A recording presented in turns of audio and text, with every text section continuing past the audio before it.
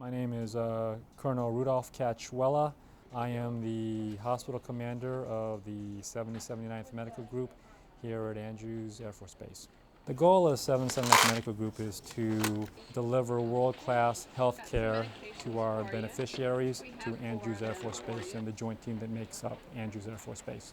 The diabetic program is not the actual acute treatment, but it is more importantly the prevention of the complications of diabetes and the education that goes into teaching the patients what they can do to prevent the complications of diabetes that really is what causes issues in patients with diabetes. The great thing about diabetes is that we can treat it and we can manage it. When you have diabetes and your sugars are high, the blood itself, it almost becomes more thick and it doesn't circulate to the end organs or to all these organs as well as it should. Great news with all this is, if you can find out early if you're diabetic and if you can treat that, and a lot of times what we look at, how do we treat it? We look at lifestyle approach as one way. Look at making sure that the diet is controlled, making sure that people are eating healthy, and the other part is that people are getting exercise.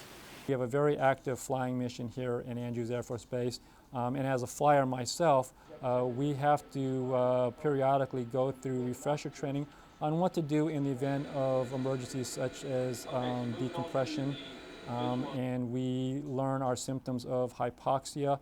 We learn to recognize it so that when we're on an operational mission, if we start to feel those symptoms, we know what to do.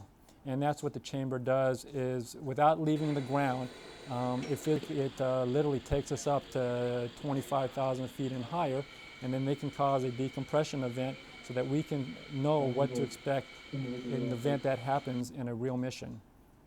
The difference between a military facility and a civilian facility is that because we also wear the uniform, we are very focused on the special needs of the active duty member, to include what is required to prepare the member to deploy. One of the things that the simulator, that the virtual reality simulator does, it allows them to say, okay, this is a normal feeling or a normal motion that you're going to have.